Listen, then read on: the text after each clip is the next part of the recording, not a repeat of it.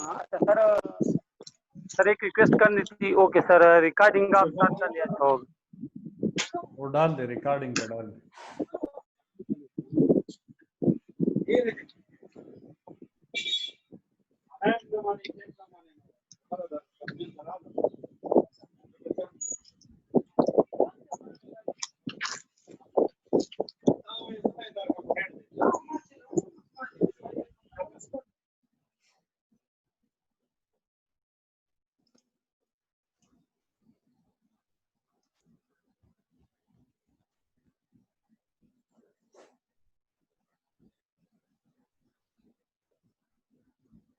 अच्छा जी, औज़ु बिल्लाहि मिनश शैतानिर रजीम, बिस्मिल्लाहिर रहमानिर रहीम।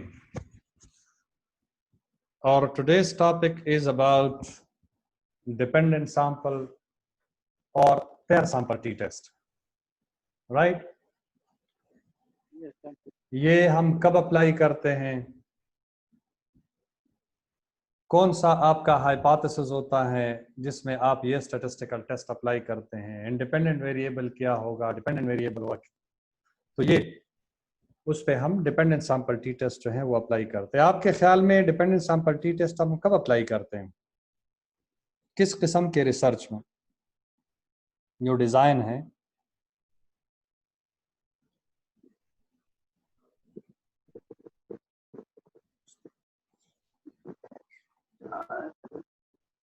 सर जब हमारे पास पेयर ऑफ हाइपोथेसिस हो।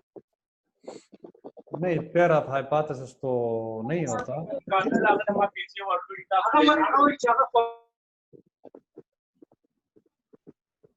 हाँ,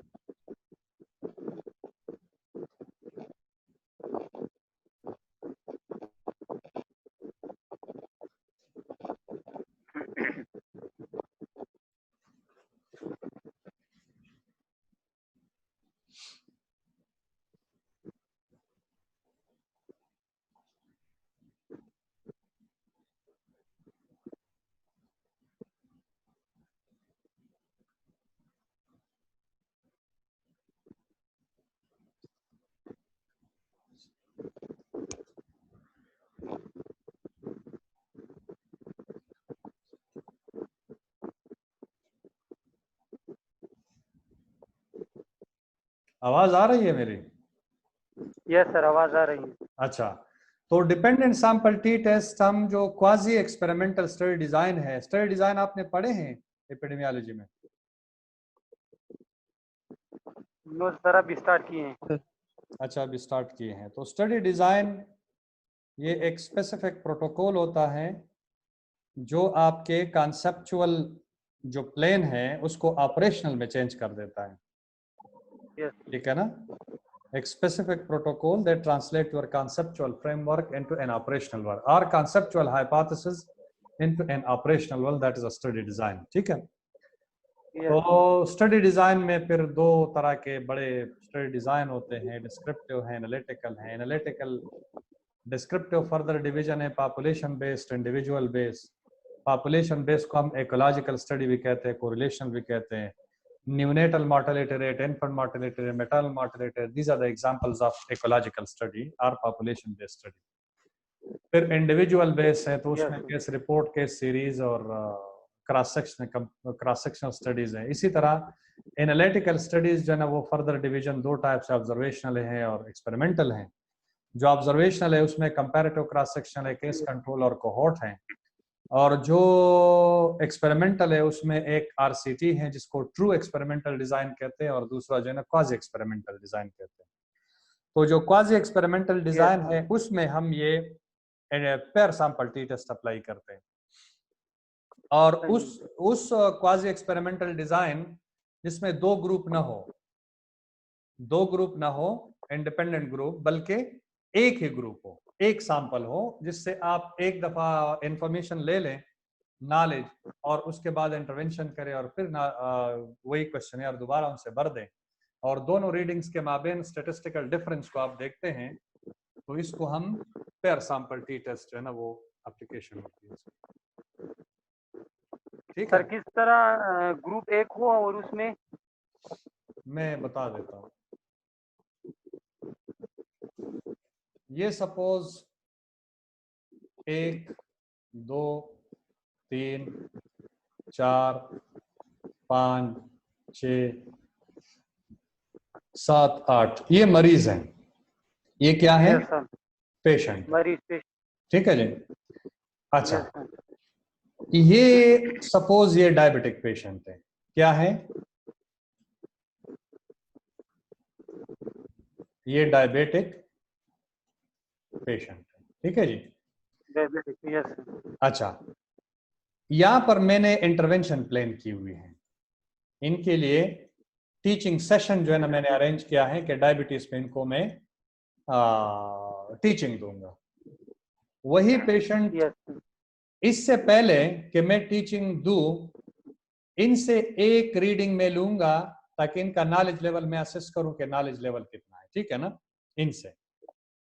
यस सर फिर जब मैं इंटरवेंशन करूंगा ये वाला, उसके बाद यहां पर एक और रीडिंग लूंगा, वही क्वेश्चन यार कि आया मुझे पता चले कि इसका इजाफा हुआ है कि नहीं हुआ। ये दूसरी रीडिंग मेरे पास आएगी, एक ही सैंपल से 2 रीडिंग। तो चूंकि ये रीडिंग, इसको हम पेयर रीडिंग कहते हैं। पेयर रीडिंग इसलिए है कि ये एक ही सैंपल से लिया गया है, पहले लिया गया है इंटरवेंशन के बाद लिया गया है। मुझे पता चले कि ये आया ये और ये, इन दोनों में डिफरेंस है कि नहीं। अगर डिफरेंस है तो इसका मतलब ये कि आपका इंटरवेंशन या टीचिंग जो है ना वो इफेक्टिव है, और अगर डिफरेंस नहीं है तो इसका मतलब ये कि आपकी टीचिंग का कोई फायदा नहीं है, कोई इसने फर्क नहीं लिया, इसको इम्प्रूव करना चाहिए लेवल यस को। सर सही ठीक है ना, लेवल को इम्प्रूव करना चाहिए। ठीक है जी। ओके सर इसी तरह अगर एक और एग्जांपल मैं दे देता हूं, सपोज ये है वेल्स। क्या है? ट्यूब वेल्स होते हैं ना, ट्यूब वेल्स। यस सर जो पानी आपको सप्लाई होती है वो ट्यूबवेल की वजह से होती है ना।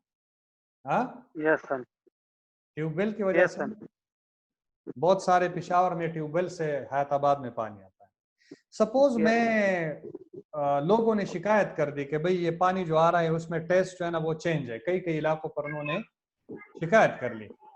गवर्नमेंट को जब यस पता चला तो उन्होंने कहा कि यार एक सैंपल ले लें ट्यूबवेलों का, कोई 6-7 या 5-6-7-8 या 9-10 ट्यूबवेलों का जो है सैंपल ले लें और उनका पानी चेक करें, लेकिन पानी में ये चेक करें कि इसके जो टॉप है इन वेल्स का और जो बॉटम वाला पानी है, दोनों को चेक करें कि आया इसमें कोई मिनरल की कमी या ज्यादती है कि नहीं है, डिफरेंस है कि नहीं। यानी टॉप के वाटर में कितना मिनरल है और बॉटम के मिनरल में कोई डिफरेंस है कि नहीं है। अगर कंसंट्रेशन लेवल में डिफरेंस है तो जिस जगह से बॉटम से पानी आता है, अगर बॉटम में कंसंट्रेशन ज्यादा है तो वहां का जायका कड़वा होगा, और जहां पर टॉप से आता है अगर टॉप में ज्यादा है तो वहां पर लोगों को टेस्ट जो है ना वो चेंज लगेगा। ठीक है जी। यस तो आप इन्हीं कुओं से, ये जो 9 कुएं हैं, एक रीडिंग ले लेते हैं यस जिंक के कंसंट्रेशन का और दूसरा रीडिंग ले लेते हैं। ठीक है जी। तो ये जो है ये पेयर सैंपल्स हैं, इसको हम पेयर सैंपल कहते हैं। आपने इंडिपेंडेंट पॉपुलेशन से नहीं लिए, आपने एक ही पॉपुलेशन से 2 सैंपल लिए हैं। ठीक है जी। सही है तो इसको हम इंडिपेंडेंट सैंपल्स कहते हैं, independent samples, sorry dependent samples कहते हैं, पेयर सैंपल डिपेंडेंट कहते हैं, पेयर सैंपल। यस तो अगर इनमें डिफरेंस है, टॉप और बॉटम के जिंक कंसंट्रेशन या मिनरल कंसंट्रेशन में डिफरेंस है, क्लियर डिफरेंस है, स्टैटिस्टिकली सिग्निफिकेंट है, तो फिर हम कहेंगे कि वाकई लोग जो शिकायत करते हैं वो बिल्कुल ठीक है। और इनको देखना चाहिए कि जहां पर बॉटम से आता है, अगर बॉटम में लेवल ज्यादा है तो उसको टॉप से आना चाहिए, और अगर टॉप से आता है तो उन ट्यूबवेलों का पाइप जो है ना वो ऊपर करके नीचे करके बॉटम से पानी उनको सप्लाई करे ताकि इनका टेस्ट जो है ना वो चेंज ना हो। ठीक है जी। यस ये हम फिर कंक्लूड करेंगे, सही है ना। यस सही। अच्छा जी, दूसरा एग्जांपल ये है, अगर आपके पास ट्विन्स है, ट्विन्स, हाँ, ट्विन्स एक एज के होते हैं यस ना, सेम एज हैं, सर। Same age. ये ट्विन है दो, 1 2 3 4 5 6, एक इधर खड़ा है। इसका एक ट्विन्स जो दो हैं, इससे आप IQ मालूम करते हैं, कोई क्वेश्चन पूछते हैं और आप देखना चाहते हैं कि आया ट्विन्स के IQ में कोई फर्क होता है कि नहीं होता, ट्विन्स के। और यहाँ पर यस ये R2 कर दें, उनका IQ जो है ना वो चेक करें, यहाँ पर IQ से रिलेटेड कोई क्वेश्चन करें, ये भी आपके पास नॉलेज आ जाएगा, ये भी आपके पास नॉलेज आ जाएगा। तो ये दो रीडिंग्स, दो ट्विन्स से आप लेंगे, लेकिन इसको हम पेयर सैंपल कहेंगे, डिपेंडेंट सैंपल कहेंगे, ये इंडिपेंडेंट नहीं है। यस सिमिलर एज के एक ही मदर के दो बच्चे जो एक वक्त में पैदा हुए, वो पेयर सैंपल कहलाएगा। इस यहां पर भी अगर हम यस टेस्ट अप्लाई करेंगे तो वो हम pair sample T test apply करेंगे, इंडिपेंडेंट अप्लाई नहीं करेंगे। सही है सर। समझ में आ गई बात? यस अच्छा, अब असल कहानी पे आ जाए इधर। T test for dependent sample,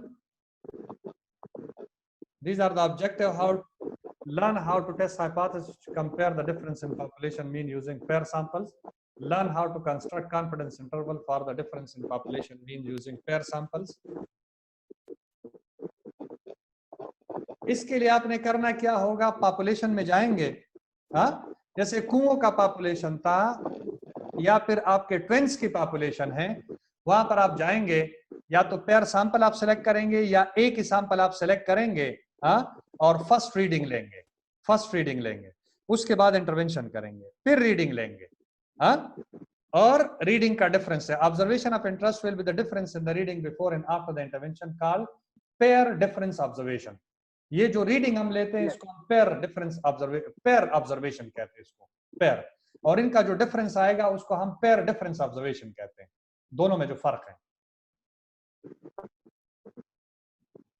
अच्छा, इसके लिए अजम्पशंस हैं। अजम्पशन क्या है कि the first assumption is, sorry, ये एक्सप्लेनेशन है, अजम्पशन नहीं है। अजम्पशन तो वही होता है, pair sample T test and explanation. This test is concerned with the pairwise differences between sets of data। तो sets of data, दो सेट्स डेटा के होंगे लेकिन वो एक ही सैंपल से लिए होंगे या पेयर सैंपल से लिए होंगे, ठीक है जी। Yes This means that each data point in one group has a related data point in the other group। पहले भी आप रीडिंग लेते हैं, बाद में रीडिंग लेते हैं, तो ये डिपेंडेंट रीडिंग है, ये इसी एक सैंपल से पहले लिया गया है और बाद में लिया गया है, इंडिपेंडेंट से नहीं लिया गया। This could be measured before a treatment and then after the treatment, or it could be there is a relationship between the groups such as identical twins or another relevant matching characteristic, for example age, sex, IQ, etc। इस पे आप कर सकते हैं, same as के, same sex के, हाँ, ये आप पेयर करके उनमें से जो है ना डेटा कलेक्ट कर सकते हैं और फिर इसका डिफरेंस निकाल सकते हैं, क्या है दोनों में एज के लिहाज से, सेक्स के लिहाज से, IQ के लिहाज से डिफरेंस है कि नहीं। ट्विन्स जो है ना वो IQ में हम कर सकते हैं। इसका तरीका क्या है? तरीका ये है कि जो भी आपके पास सैंपल हैं, 1 2 3 4 5 6 7 8, सपोज ये मेरे पास सैंपल हैं, यहाँ पे मेरे पास R1 आएगा, यहाँ पर R2 आएगा। सपोज मैं अज्यूम कर लेता हूँ कोई एग्जांपल लेके कि ये मेरे पास जो है पेशेंट है डायबिटिक के, मैंने जो एग्जांपल दिए, कोई और आप अपनी तरफ से जो भी एग्जांपल आपको सूट करता है, that you understand very well, तो उसको आप ले लें और फर्दर जो है ना इसको बढ़ाएं। ये मैं आउट ऑफ 10 क्वेश्चन मैंने 10 पूछे हैं और आउट ऑफ 10 ये मार्क्स हैं डायबिटिक पेशेंट से, ठीक है। एक ने दो क्वेश्चन सही किए, एक ने 3 सही किए, इसने 0 सही किए, इसने 4 सही किए, इसने 3 सही किए, इसने 1 सही किया, इसने 0 सही किए, और इसने जो है 5 क्वेश्चन सही कर दिए आउट ऑफ 10। जब मैंने इंटरवेंशन कर दी, ये इंटरवेंशन के बाद जब मैंने रीडिंग ली तो इसका स्कोर बढ़ गया था 5 पे, इसका स्कोर जो है ना वो 6 पे चला गया था, इसका जो है 3 पे चला गया था, इसका 7 पे चला गया था, इसका जो है वो 9 पे चला गया था, इसका जो है 3 पे चला गया था, इसका 2 पे चला गया था, और ये वाला जो है तकरीबन 10 पे चला गया था कि इन्होंने 10 क्वेश्चन सही किए, ठीक है जी। अच्छा, यस सर। अब इनका डिफरेंस क्या है? डिफरेंस ये है कि इससे ये माइनस करे या इससे ये माइनस करे, कोई फर्क नहीं पड़ता, क्योंकि जब आप स्टैंडर्ड डिविएशन निकालेंगे तो ये माइनस वाला खुद बहुत खत्म हो जाएगा।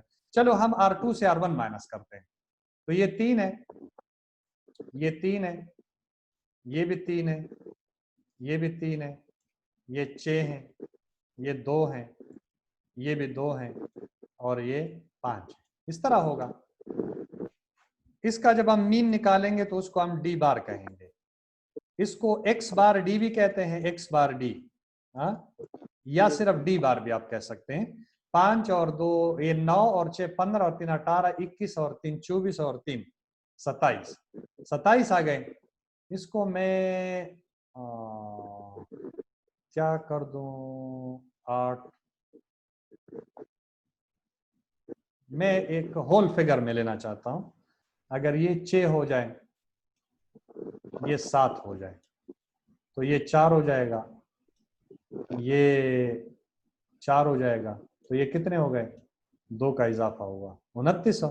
32 तक मैंने पहुंचाना है। ये सपोज 5 है, तो ये 5 आया। ये आसानी के लिए मैं कर रहा हूं। तो ये कितने हो गए? ये 3 थे, 5 2 और हो गए 31, और एक इसको जो ना मैं 8 कर देता हूं, ये 4 हो जाएंगे। ठीक है जी। टोटल बनेंगे 32। 32 divided by 8 is equal to 4। ये 4 मेरे पास क्या आया? मीन आया। इसको मैं एक्स बार डी या डी बार कहता हूं, डी बार कहता हूं, दोनों में से कोई भी आप ले लें। तो ये मेरे पास आया 4। अब इसका स्टैंडर्ड डिविएशन अगर मैं निकालूंगा तो वो है S D, standard deviation of the difference is equal to sigma d minus d bar whole square divided by n minus 1। ये मेरे पास स्टैंडर्ड डिविएशन है। ठीक है जी। अच्छा, तो डी बार आपने मालूम किया है, यहीं पर आप, ये तो फॉर्मूला है, यहां पर आप लिख दे के डी माइनस डी बार, ये कर ले पहले। तो डी माइनस डी बार ये क्या हुआ? 4 minus 4, 4 minus 4, 5 minus 4, 4 minus 4, 6 minus 4, 2 minus 4, फिर 2 माइनस 4 और 5 माइनस 4। कितना डिफरेंस आया? ये 0, ये भी 0, ये आया 1, ये आया 0, ये आया 2, ये आया माइनस 2, ये आया माइनस 2, ये आया माइनस 4, माइनस 4। ठीक है जी। नहीं नहीं, ये कितना है? 2 से 4 माइनस करिए, माइनस 2 है, सिफर नहीं है, 2 है, ये 2 है। ठीक है ना? अच्छा, और यही हो गया ना? 5 है, सॉरी, ये 5 माइनस 4 जो है वो 1 है, ये 1 है, ये 1 है। ठीक है जी।